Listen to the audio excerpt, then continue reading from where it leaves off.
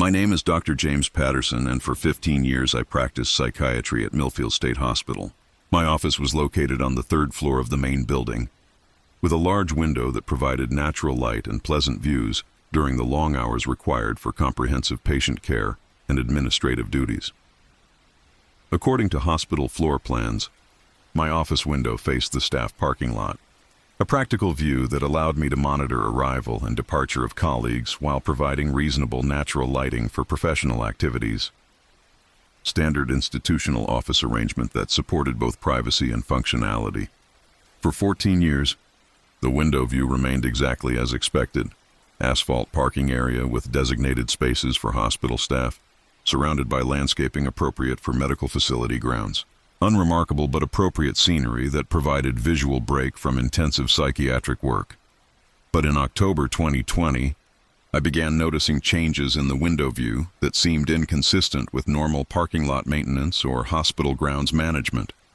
The asphalt appeared to be deteriorating, developing cracks and patches that suggested decades of weathering rather than the regular maintenance that hospital parking areas typically received.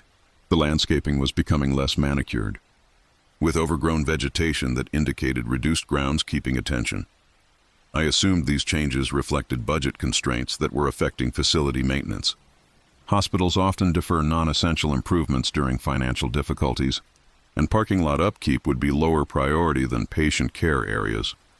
But the deterioration continued at an accelerated pace that seemed inconsistent with normal aging processes. Within weeks, the asphalt showed significant damage. The landscaping had become overgrown with vegetation that appeared decades old, and the entire area looked abandoned rather than simply under-maintained. By November, the view from my office window no longer resembled a hospital parking area at all. The asphalt had disappeared entirely, replaced by patches of grass and bare earth that suggested the parking lot had never existed. The landscaping had reverted to natural vegetation that appeared to predate hospital construction. Contacted facilities management about the dramatic changes to the parking area visible from my office. Dr. Patterson, the staff parking lot is in normal condition. Supervisor Martinez reported after checking the grounds. No changes to asphalt, no landscaping problems, no maintenance issues. I insisted that Martinez observe the view from my office window, showing him the deteriorated condition that I was seeing daily. But when Martinez looked out my window, he saw the normal staff parking lot, proper asphalt, maintained landscaping, and the standard hospital grounds that had always been visible from third-floor offices. Doctor, the parking lot looks normal to me. Good condition, appropriate maintenance, no problems. I was seeing a completely different view than Martinez was observing from the same window. The parking lot that appeared normal to him looked abandoned and overgrown to me, as if decades had passed since it was used for hospital purposes. Over the following weeks, the view continued changing in ways that suggested I was observing the area at progressively earlier time periods. The grass areas became more extensive, the vegetation grew wilder, and eventually I began seeing unmarked graves scattered throughout what had once been parking spaces. The graves were simple stone markers, weathered by time and partially obscured by natural vegetation. They appeared to be old burials, possibly predating hospital construction, suggesting that the parking lot had been built over a forgotten cemetery. But the graves weren't visible to other staff members who looked out my office window. They continued seeing the normal parking lot, while I observed what appeared to be historical cemetery grounds that existed beneath the current hospital facility. I researched the hospital's construction history, looking for information about previous land use that might explain the cemetery I was observing. Through my office window, found records indicating that Millfield State Hospital had been built in 1962 on land that had previously been used for various purposes, including agricultural use and a small community cemetery that had operated from 1890 to 1920. The cemetery had been officially closed in 1920, with remaining graves relocated to the municipal cemetery across town, but historical records suggested that some unmarked graves might have been missed. During the relocation process, my office window was apparently showing me the historical land use that had preceded hospital construction, revealing cemetery grounds that had been covered by parking lot development, but that continued to exist in some form beneath the modern facility. By December, the view had shifted even further back in time. I could see the cemetery during what appeared to be its active operational period. Well-maintained grounds, recent burials, and mourners visiting graves during what seemed to be funeral services from decades past. The historical view was remarkably detailed and consistent, showing cemetery activities that appeared to be actual historical events rather than imagination or hallucination. But only I could see these historical scenes, while other staff members continued observing the current parking lot. Most disturbing was what began happening to my professional documentation during this period. My patient notes, treatment plans, and administrative records began showing signatures that weren't mine. Patient Morrison treatment plan, signed. Dr. H. Williams medication review for patient Morgan, signed. Dr. R. Thompson psychiatric evaluation. Patient Davis, signed. Dr. M. Foster. Signatures appeared in my handwriting style but showed names of physicians who weren't current hospital staff. Williams, Thompson, and Foster weren't colleagues I recognized, weren't listed in hospital directories, and weren't licensed practitioners according to state medical board records. Yet their signatures were appearing on documents I was creating, using my handwriting but showing professional credentials for physicians who didn't exist in current medical practice. I researched the names appearing in my documentation, checking historical hospital records for any physicians who might have worked at Millfield during previous decades. Found records for Dr. Harold Williams, 1962 to 1985, Dr. Robert Thompson, 1967-1991, and Dr. Margaret Foster, 1970-1988, all psychiatrists who had practiced at Millfield State Hospital during earlier operational periods. But these physicians had been deceased for years, some for decades. Yet their signatures were appearing on my current patient documentation. Using my handwriting but showing their professional credentials, I realized that my office window wasn't just showing historical views of cemetery grounds, it was somehow connecting me to historical medical practice at Millfield, allowing deceased physicians to continue their professional work through my current patient care activities. The historical physicians were apparently reviewing my treatment plans, contributing to patient care decisions, and ensuring continuity of psychiatric practice that transcended normal employment boundaries. On January 15, 2021, I found a document that made me question my understanding of both historical medicine and personal identity. A patient evaluation signed with my own name but dated 1975, 23 years before I had graduated from medical school. Psychiatric evaluation, patient Anderson, January 15, 1975, signed, Dr. J. Patterson. The signature was definitely mine. The handwriting matched my style perfectly, but the date preceded my medical career by decades, yet the evaluation showed comprehensive psychiatric expertise that matched my current professional capabilities. I had apparently been providing psychiatric care at Millfield State Hospital for decades longer than my actual employment history, contributing to patient treatment through professional expertise that transcended normal temporal limitations. I submitted my resignation in February 2021, citing personal reasons that made continued psychiatric practice inadvisable. But I kept copies of the historically signed documentation as evidence of medical practice that operates according to principles beyond normal employment periods, allowing dedicated physicians to continue their professional responsibilities through collaboration that extends across decades of institutional service.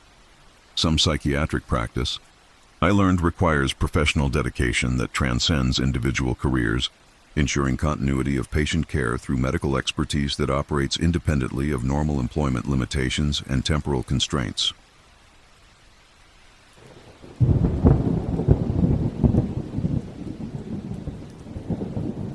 My name is Margaret Foster, and for 9 years I worked as head nurse at Westbrook Psychiatric Hospital. My responsibilities included supply management, equipment maintenance, and ensuring that all medical materials were properly stocked and available for patient care activities. Throughout the facility, the hospital's treatment theater had been sealed since 1985 following changes in psychiatric care protocols that eliminated procedures requiring surgical-level sterile environments. The theater contained specialized equipment for treatments that were no longer considered appropriate for modern psychiatric practice. For 8 years, I had no reason to access the sealed treatment theater. Current psychiatric care focused on medication management, therapy sessions, and community-based interventions that didn't require the invasive procedures the theater had been designed to support. But on December 3, 2020, during an inventory shortage crisis, I needed to locate vintage medical supplies that might be stored in unused hospital areas. The treatment theater was one of several sealed areas that might contain equipment no longer used but potentially valuable for current patient care needs. I obtained administrative permission to access the sealed theater, broke the institutional locks that had secured the area for 35 years, and entered a space that I expected to find dusty, obsolete, and cleared of useful materials. Instead, I discovered something that challenged my understanding of both medical facility management and the temporal limitations of hospital operations. The treatment theater was in perfect operational condition, not abandoned or obsolete, but maintained as if it were still in active use for regular medical procedures. The surgical lights were bright, the instruments were sterile and properly arranged, and all equipment appeared ready for immediate use in complex medical interventions. The sterile field was properly maintained, with surgical instruments laid out according to contemporary protocols, rather than the historical procedures the theater had been designed to support decades earlier. Modern equipment that shouldn't have been available in 1985 was integrated seamlessly with original theater infrastructure. I walked through the theater carefully, trying to understand how a sealed medical facility had maintained operational readiness for 35 years without staff access or maintenance activities. The instrument trays contained surgical tools that were not only sterile but warm to the touch, as if they had been recently used or were being maintained at optimal temperature for immediate medical procedures. But most disturbing was what I found on the theater walls. Patient charts arranged in systematic rows, showing detailed medical records for individuals who appeared to have received treatment in the sealed facility. The charts were comprehensive and professional, documenting complex medical procedures, patient outcomes, and follow-up care that suggested ongoing therapeutic activities. But the dates on the charts revealed something that made my hands shake. The most recent charts were dated December 3, 2020, the exact date I was conducting my supply inventory. But the dates progressed backward through time: December 2nd, December 1st, November 30th, extending back through months and years of continuous medical activity. Each chart documented detailed patient care, but the dates moved backward chronologically, as if the theater were treating patients in reverse temporal sequence. Patient Morrison, December 3, 2020, complex psychiatric intervention. Successful outcome. Patient Morgan, December 2, 2020, therapeutic procedure. Patient stable. Patient Williams, December 1, 2020, medical treatment completed, recovery normal. The charts continued backward through 2020, 2019, 2018, documenting decades of medical activity in a theater that had been sealed since 1985. But at the bottom of the chart array, I found something that stopped me cold: a patient chart with my own name. Foster, Margaret, November 15, 2020, psychiatric evaluation scheduled, therapeutic intervention planned.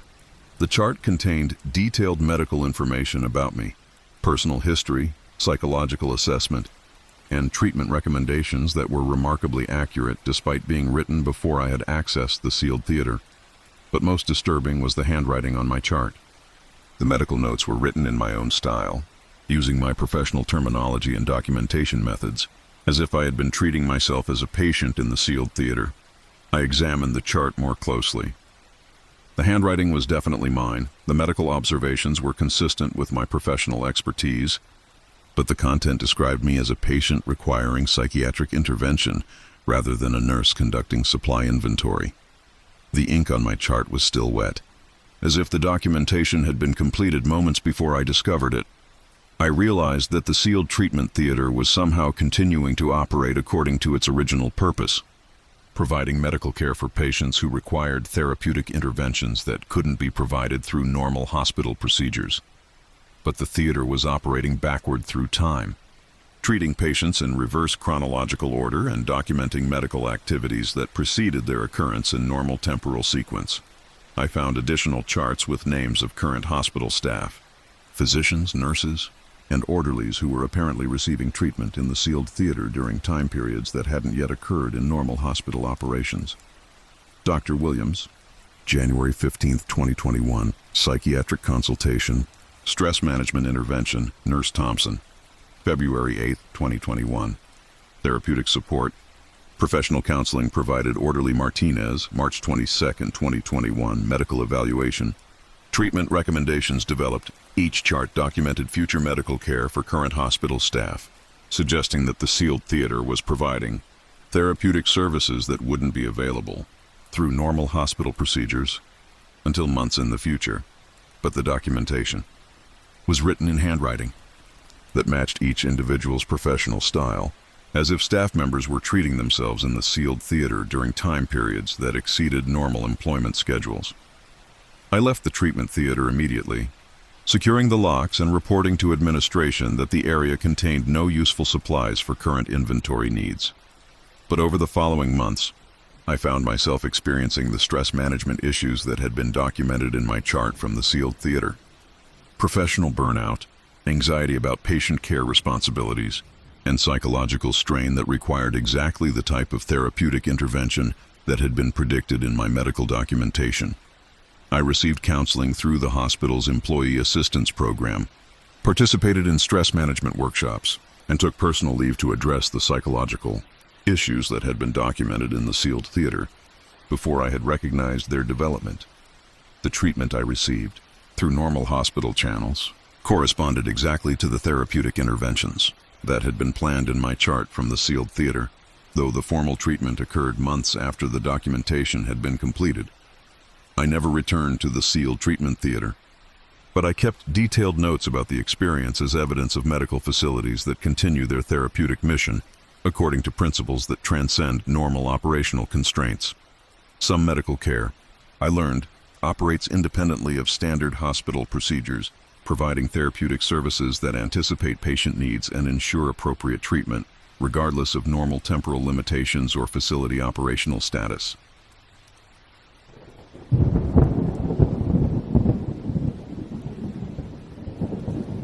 My name is Robert Morgan, and for 11 years I worked as head archivist at Riverside Psychiatric Hospital. The position required maintaining comprehensive historical records, preserving important documents, and organizing institutional materials that documented the hospital's operational history and patient care evolution.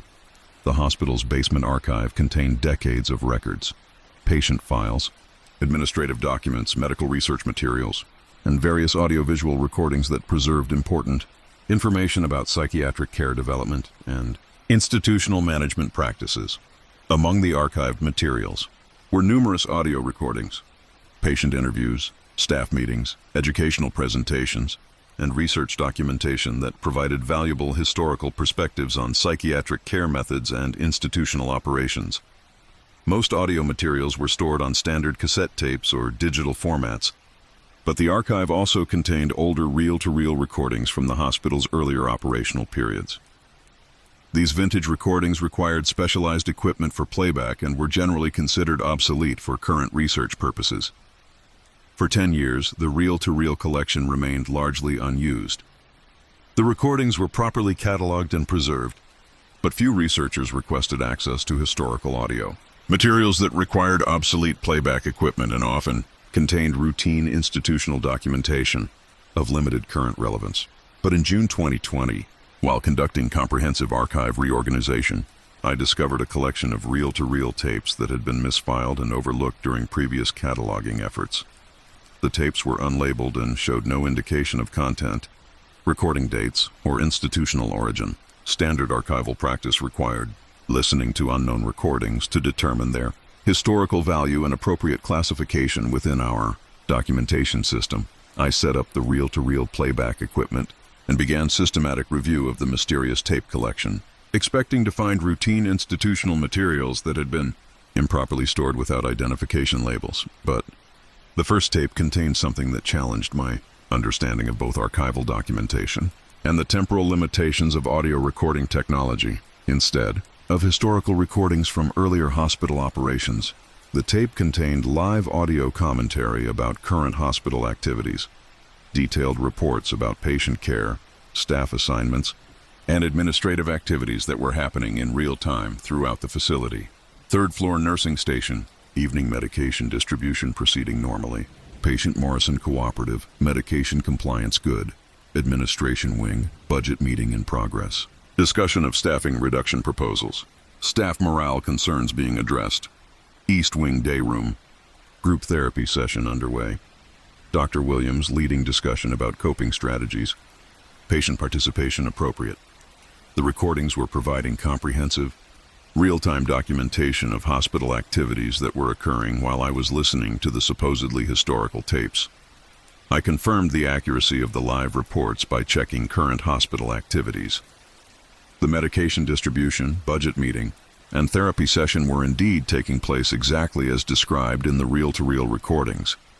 But the tapes were vintage recordings that should have contained historical materials from decades past, not live commentary about current hospital operations.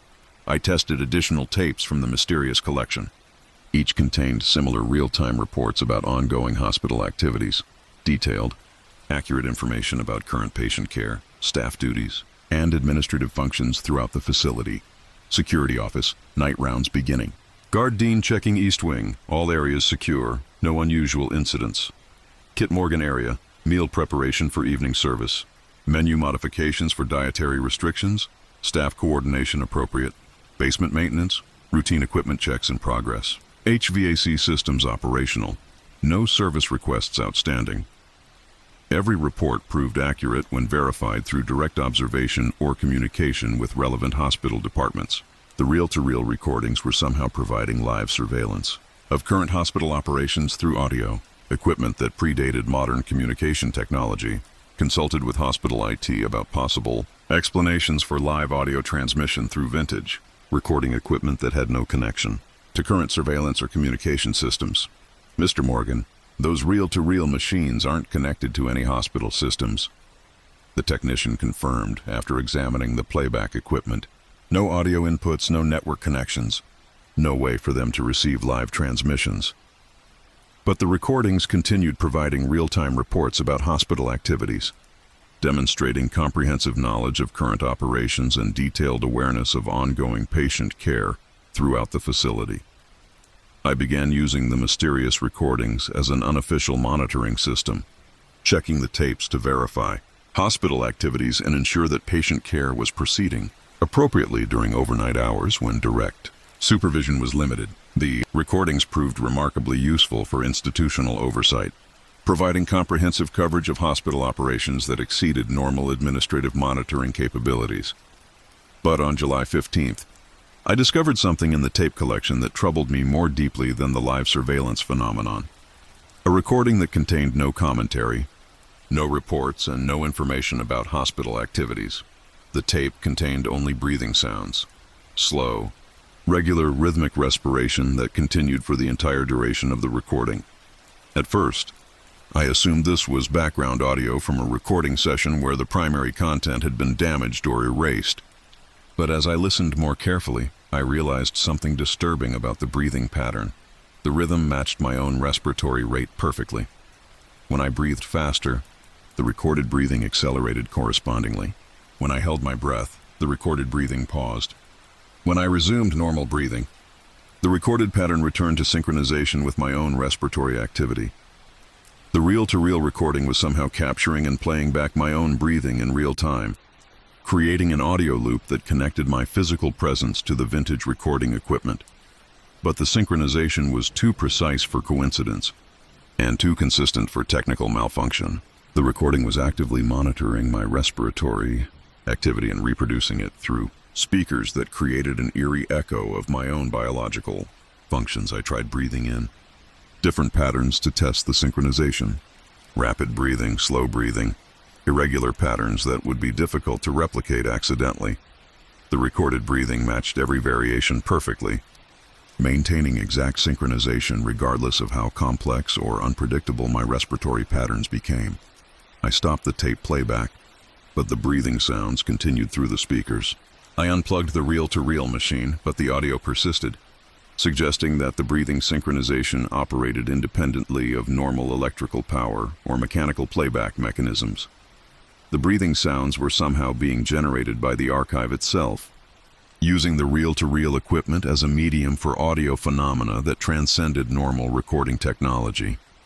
I left the archive that evening, But the synchronized breathing sounds followed me throughout the hospital corridors, audible through ventilation systems, intercom speakers, and any audio equipment that could reproduce sound. The archive had apparently established a permanent audio connection that monitored my respiratory activity and reproduced it through hospital sound systems, creating a pervasive reminder of my presence within the institutional environment. Over the following weeks, I began hearing my own breathing reproduced throughout the hospital, in patient rooms, administrative offices, and treatment areas where audio equipment was available. But I also began hearing the breathing patterns of other staff members, creating a complex audio environment where everyone's respiratory activity was being monitored and reproduced through the hospital's various sound systems. The archive had apparently expanded its monitoring capabilities to include all hospital personnel, creating comprehensive audio surveillance that documented the biological presence of everyone working within the facility.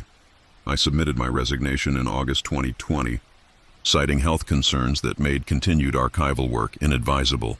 But I understand that the reel-to-reel recordings continue their surveillance activities, providing comprehensive audio documentation of hospital operations while maintaining permanent records of everyone who has worked within the facility's walls.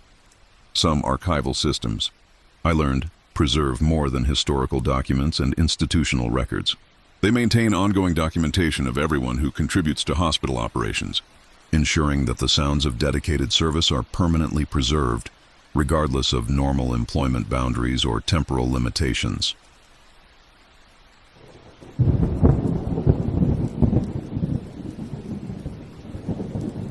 My name is Linda Thompson, and for 13 years I worked as facilities coordinator at Millbrook State Hospital. The position required comprehensive oversight of hospital maintenance, supply management, and the periodic cleaning projects that kept the facility operating according to health department standards and institutional regulations. In March 2021, administration assigned me to coordinate a comprehensive cleanup of unused storage areas throughout the hospital basement. Budget constraints had eliminated many services over the years, leaving various rooms filled with obsolete equipment and supplies that required sorting, disposal, or redistribution to active hospital areas. The basement contained numerous storage rooms that had accumulated materials from decades of hospital operations, outdated medical equipment, unused furniture, and administrative supplies that might still have value for current operations or historical preservation. Room B17 had been sealed for over 15 years following the closure of the hospital's mortuary services. When the county consolidated all morgue operations at the medical examiner's facility, Millbrook's basement mortuary was decommissioned and converted to general storage use. I expected room B17 to contain standard mortuary equipment, examination tables, refrigeration units, and medical instruments that had been abandoned when morgue services were transferred. Items that would require specialized disposal due to their previous use and post-mortem procedures. But when I opened the sealed storage room, I found something that challenged my understanding of both mortuary operations and the temporal limitations of death documentation.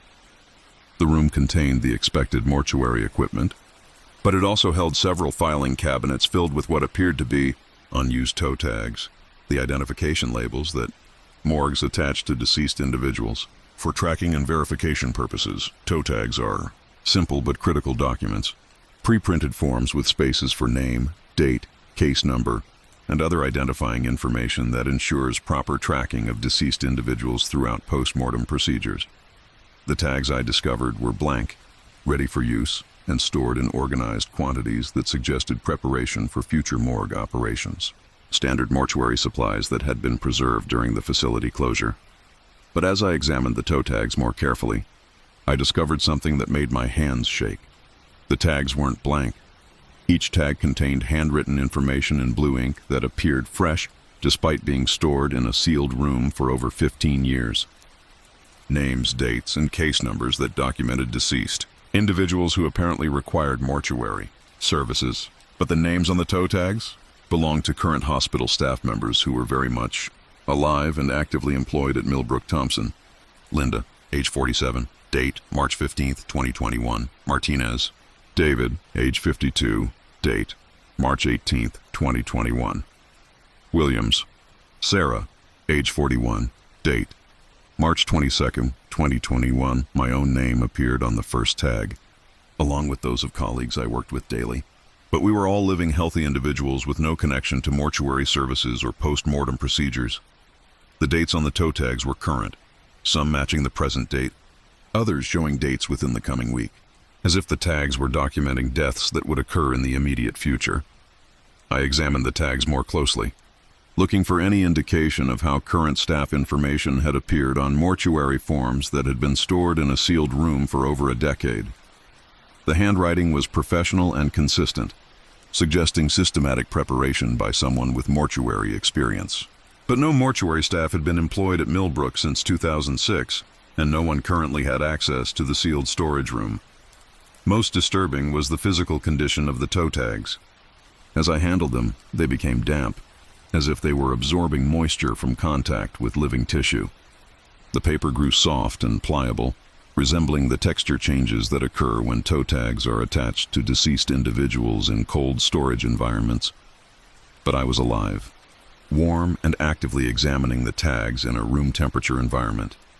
There was no explanation for the moisture absorption or texture changes that suggested contact with deceased tissue. I checked additional filing cabinets in the storage room. Each contained hundreds of toe tags bearing the names of current hospital staff, community members, and local residents who were alive and actively engaged in their normal daily activities.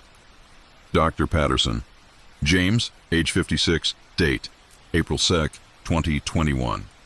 Nurse Foster, Margaret, age 43, date, April 8th, 2021.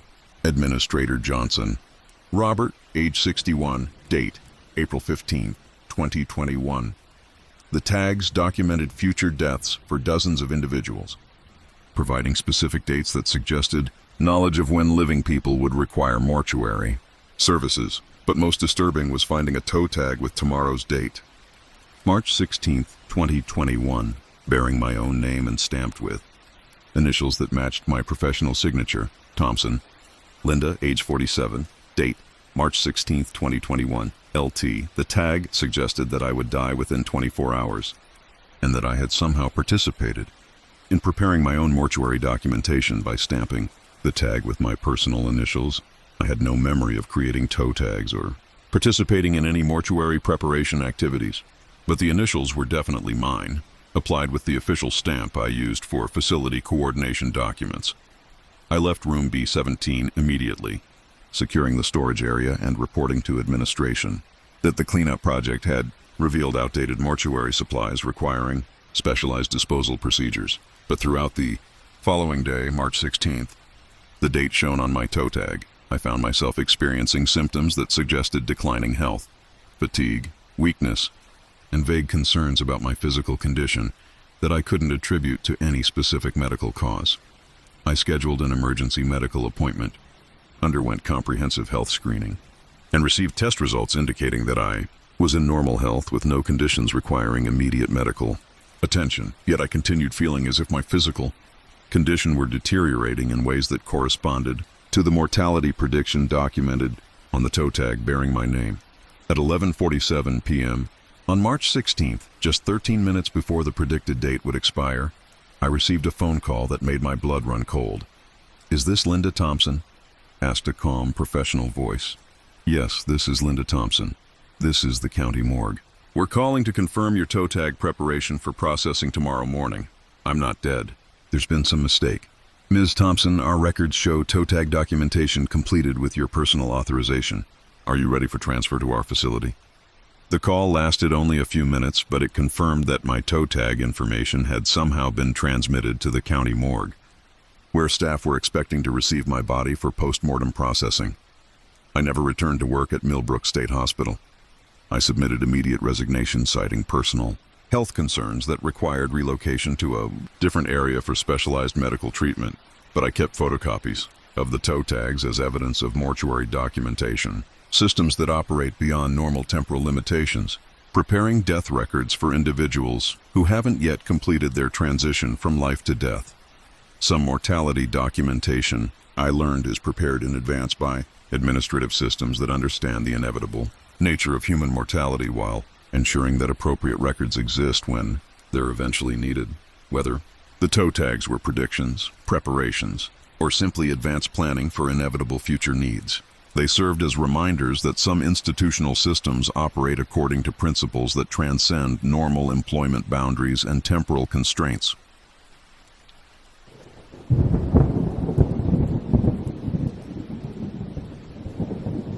My name is William Foster, and for 6 years I worked night shift at Riverside State Hospital. As a senior orderly, my duties included patient monitoring, facility security, and responding to any unusual incidents that occurred during the quiet hours when most patients were sleeping and staff presence was minimal. Riverside's chapel had been constructed during the hospital's original 1928 building phase, serving the spiritual needs of patients and staff during an era when religious services were considered essential components of psychiatric treatment. The chapel featured traditional institutional architecture, wooden pews, stained glass windows, and a bell tower that had once called the community to regular worship services. But the chapel bell had been removed in 1935, following budget cuts that eliminated chaplain services and religious programming. The bell tower remained intact, but the large bronze bell that had marked time and called worshipers was sold to help fund more critical hospital operations during the Great Depression. For 5 years of my employment, the silent bell tower was simply an architectural feature, an empty space that reminded staff of the hospital's more comprehensive past, but served no current function in our operations. But during the winter of 2019, I began experiencing something that challenged my understanding of both architectural acoustics and the persistence of institutional memory. On storm nights, when wind and rain created the dramatic weather conditions that often increased patient anxiety and required additional staff attention, I began hearing a bell tolling from the direction of the chapel. Not the mechanical ringing of modern electronic systems, but the deep resonant sound of a large bronze bell being struck by traditional methods. The sound was clear, purposeful, and followed the slow, measured rhythm typically used for calling worshipers to evening services. The bell always rang at midnight during storms, tolling 12 times with perfect regularity and then falling silent until conditions warranted another spiritual call to those who might need comfort during difficult weather. Initially, I assumed the sounds were storm-related acoustic phenomena, wind patterns through the empty bell tower creating sounds that resembled bell ringing, or structural settling that produced metallic resonance similar to actual bell tolling. But the sounds were too consistent, too precisely timed, and too clearly recognizable as intentional bell ringing rather than random weather effects. I investigated the chapel during one storm when the midnight bell tolling was particularly clear. But when I examined the bell tower, I found only the empty mounting hardware where the bronze bell had been attached decades earlier. No bell, no mechanism for producing the sounds I was hearing, and no equipment that could create the deep, resonant tones that were clearly audible throughout the hospital during storm nights. Yet as I stood in the empty bell tower, I could hear the tolling continuing around me, as if an invisible bell were being rung by someone I couldn't see, using equipment that was no longer physically present. Most disturbing was how the sound affected me physically. Rather than hearing the bell ringing from an external source, I felt the vibrations resonating within my chest cavity, as if the sound were being produced internally rather than coming from the architectural structure. The resonance was so strong that it seemed to synchronize with my heartbeat, creating a physical connection between my biological functions and the spiritual calling that the bell represented. I mentioned the storm night bell ringing to other night shift staff, expecting that my colleagues had also heard the mysterious tolling during difficult weather conditions. Foster: "I've heard it too," confirmed night nurse Martinez. "Always during storms, always at midnight. But the sound seems to come from inside my chest, rather than from the chapel direction." "Same experience here," reported security guard Williams. "The bell sound resonates internally, like it's calling to something inside rather than just making noise outside." Other night staff reported similar experiences, hearing the midnight bell during storms, feeling the sound as internal resonance rather than external audio, and experiencing the tolling as a spiritual calling that seemed to require some form of response. But not all staff members heard the bell. Day shift personnel, administration staff, and medical professionals who weren't present during overnight storm conditions had no awareness of the midnight tolling and couldn't hear the sounds even when specifically listening during appropriate weather. The bell seemed to call only to those who worked during the vulnerable night hours when patients needed additional comfort and spiritual support during difficult weather conditions. I began paying closer attention to patient behavior during storm nights when the midnight bell tolling was audible to night staff. Many patients showed signs of increased comfort and reduced anxiety following the 12-stroke tolling, as if they too were receiving spiritual support from the invisible bells calling. But patients didn't report hearing the bell directly. Instead, they described feeling calmer, more peaceful, and better able to rest during storms that had previously caused significant anxiety and sleep disturbance. "The storms don't bother me as much anymore," observed patient Morrison during a morning conversation. "Something during the night makes me feel like I'm being watched over, protected during the difficult weather. I have dreams about people praying for us," reported patient Morgan. "Silent prayers, but very comforting. Like someone is asking for our protection and peace." The midnight bell tolling was apparently providing spiritual comfort that extended beyond staff members to include patients who needed additional support during the challenging conditions that storms created for individuals with psychiatric conditions. On February 14, 2020, during a particularly severe winter storm, I experienced something that deepened my understanding of the chapel bell's purpose and the spiritual community it was serving. The midnight tolling began as usual, but this time I decided to visit the chapel itself during the ringing, hoping to understand the spiritual significance of the mysterious bell calling.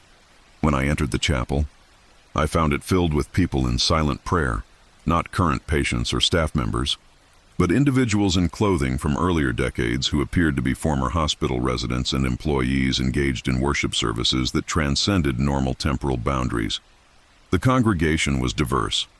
Patients from various eras of hospital operation, staff members who had worked during different decades, and community members who had apparently maintained connections to the hospital's spiritual life long after their official association had ended. All were praying silently, their lips moving in individual communion with spiritual forces that provided comfort and strength during the storm conditions that had called them to gather in the chapel. The midnight bell was calling this extended spiritual community to worship, ensuring that the hospital's residents and workers received appropriate religious support regardless of their current status as living or deceased participants in the institutional community. I joined the silent prayer service, finding comfort in the spiritual fellowship that transcended normal employment boundaries and temporal limitations. The service concluded when the bell finished its 12-stroke tolling, and the congregation dispersed quietly, returning to whatever dimensions of existence they normally occupied. I never encountered the spiritual congregation again, but the midnight bell continued tolling during storm nights, providing the spiritual calling that gathered extended hospital community for prayer services that supported everyone connected to Riverside's mission of care and healing. Some institutional spiritual life, I learned, continues beyond normal operational boundaries, ensuring that religious support remains available for all members of hospital communities, regardless of their current status or employment circumstances.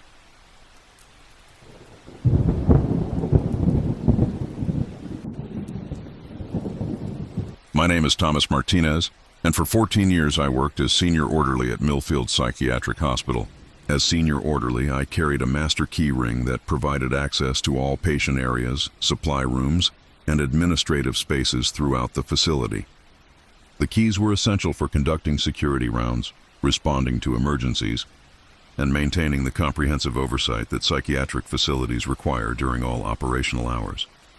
The master key ring contained 47 keys, each labeled and organized according to hospital security protocols, patient wards, medication storage, treatment rooms, and administrative offices.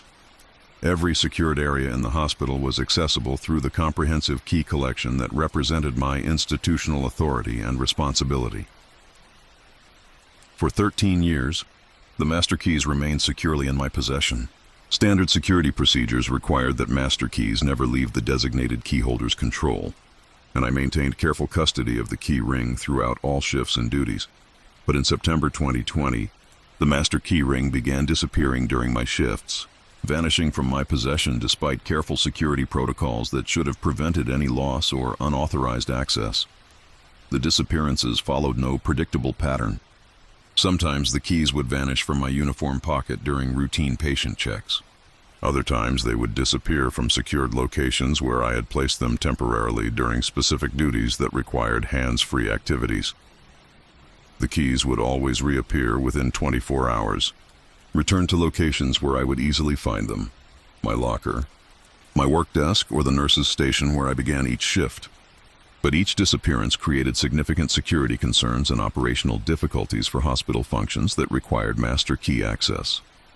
I reported the vanishing key incidents to hospital security, requesting investigation of possible theft or unauthorized access to master key systems. "Martinez, are you sure you're not misplacing the keys?" asked Security Supervisor Davis. "Master keys don't just disappear and reappear without human intervention, but I was certain about the mysterious disappearances. The keys would vanish from secure locations under circumstances that made theft or misplacement extremely unlikely, then reappear in equally secure locations without explanation of how they had been returned. What troubled me more than the disappearances was what happened each time the keys were returned. Another area of the hospital would be permanently locked, sealed with heavy-duty hardware that prevented access even with master key authority.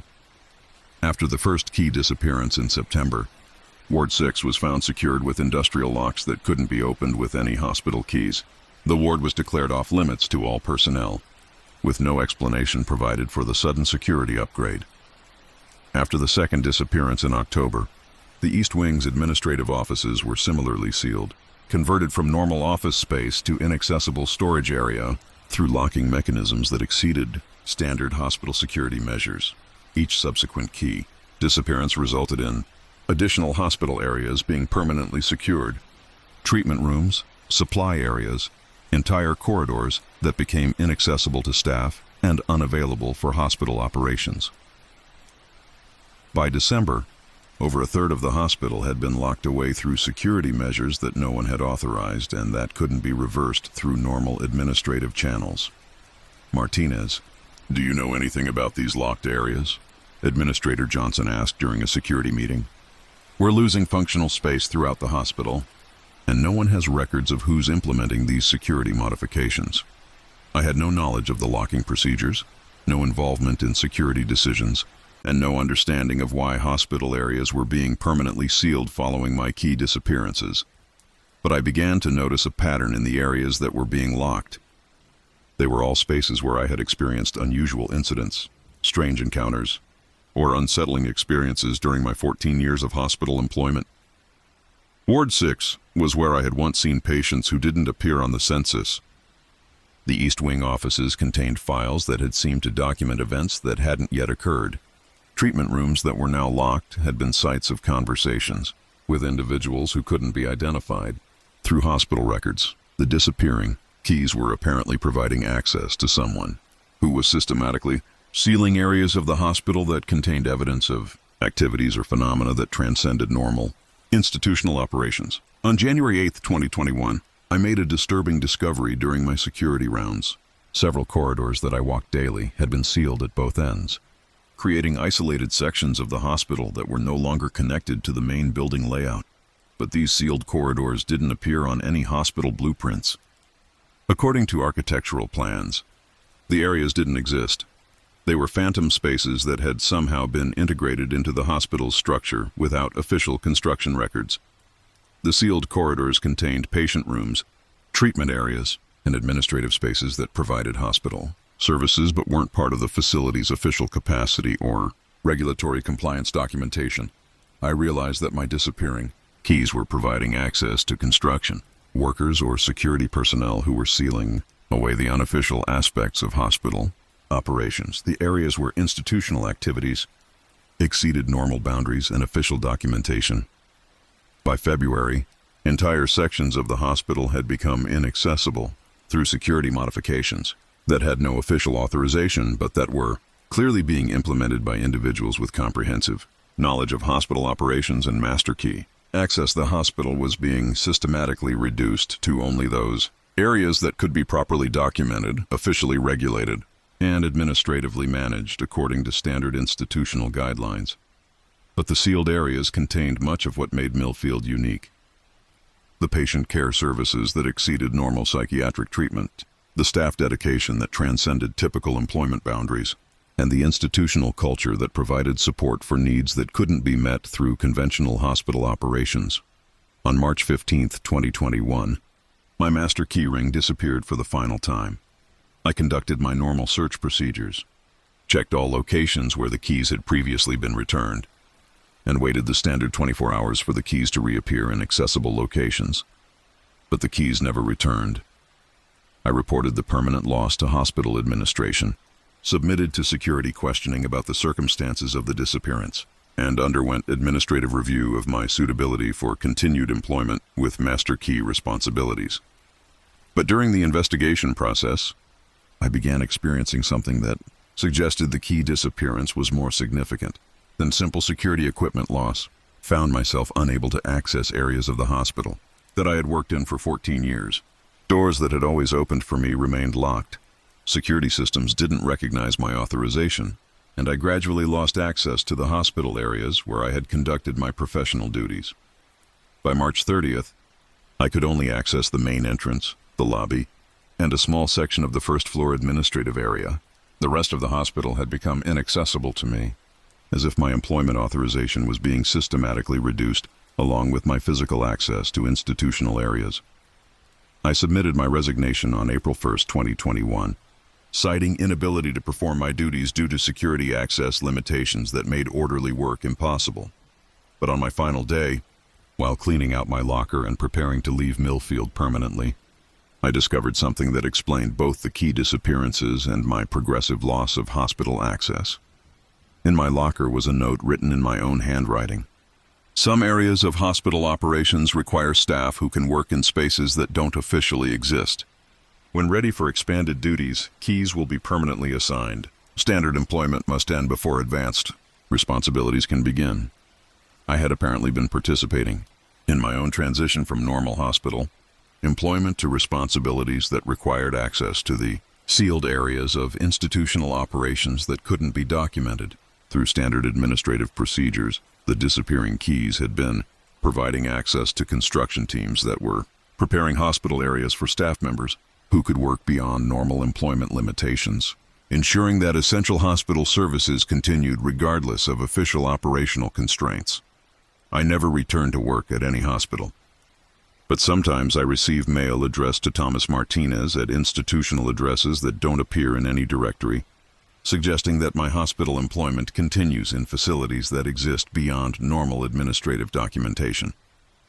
Some orderly work, I learned, requires master keys that provide access to areas of institutional operations that exist independently of official construction records and standard employment procedures.